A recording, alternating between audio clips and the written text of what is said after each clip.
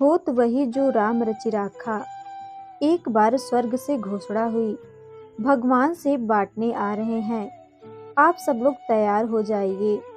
सभी लोग भगवान से प्रसाद लेने के लिए तैयार होकर लाइन लगाकर खड़े हो गए। एक छोटी बच्ची बहुत उत्सुक थी, क्योंकि वह पहली बार भगवान को देखने जा रही थी।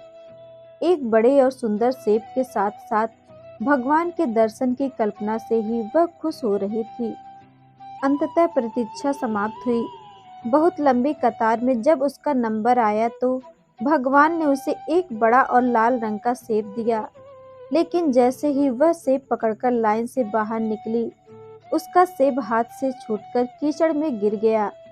बच्ची उदास हो गई कि भगवान का दिया हुआ प्रसाद व्यर्थ हो गया। अब उसे दोबारा से लाइन में लगना पड़ेगा। दूसरी लाइन पहले से भी लंबी थी, लेकिन कोई और रास्ता भी तो नहीं था। सब लोग ईमानदारी से अपनी अपनी बारी से सेब लेकर जा रहे थे। अब वह बच्ची फिर से लाइन में लगी और अपनी बारी की प्रतीक्षा करने लगी। आधी कतार को सेब मिलने के बाद सेब खत्म होने लगे। अब तो वह बच्ची बहुत निराश हो गई। उसने सोचा कि उसकी बारी आने तक तो सभी सेब खत्म हो जाएंगे, लेकिन वह यह नहीं जानती थी कि भगवान के भंडार कभी खाली नहीं होते। जब तक उसकी बारी आई, तब तक और नए सेब आ गए थे। भगवान तो अंतर्यामी होते हैं। बच्ची के मन की बात जान गए।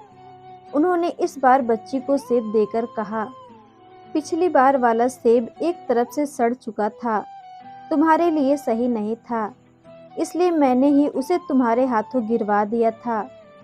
दूसरी तरफ लंबी कतार में तुम्हें इसलिए लगाया क्योंकि नए सेब अभी पेड़ों पर थे, उनके आने में समय बाकी था, इसलिए तुम्हें अधिक प्रतीक्षा करनी पड़ी। ये सेब अधिक लाल, सुंदर और तुम्हारे लिए उपयुक्त हैं। भगवान की यह बात सुनकर बच्ची बहुत ही संतुष्ट हो गई। वह अपने हिस्से का सेब लेकर वहां से चली गई। इसी प्रकार यदि हमारे किसी भी कार्य की सफलता में विलंब हो रहा हो, तो उसे भगवान की इच्छा मानकर स्वीकार कर लेना चाहिए। जिस प्रकार हम अपने बच्चों को उत्तम से उत्तम वस्तुएं देने का प्रयास करते हैं, उसी प्रकार वह मालिक भी अपने बच्चों को वही देता है जो उनके लिए उत्तम होता है। ईमानदारी से अपनी बारी की प्रतीक्षा करनी चाहिए और उस परम पिता परमात्मा की कृपा के लिए हर पल हर क्षण उसका स्मरण करते रहना चाहिए। वह मालिक परम न्यायकारी है। वह सबके साथ समानता का व्यवहार करता है। हमारे द्वारा किए गए शुभाशुभ कर्मों के अनुसार वह यथा समय हम जीवों को उनका फल देता रहता है। उस पर अविश्वास नहीं करना चाहिए, बल्कि अपने कर्मों की शुचिता की ओर ध्यान देना चाहिए। इसी तरह ईश्वर जो करता है, हमारे भले के लिए ही करता है, इसलिए उस पर आस्था बनाए रखनी चाहिए।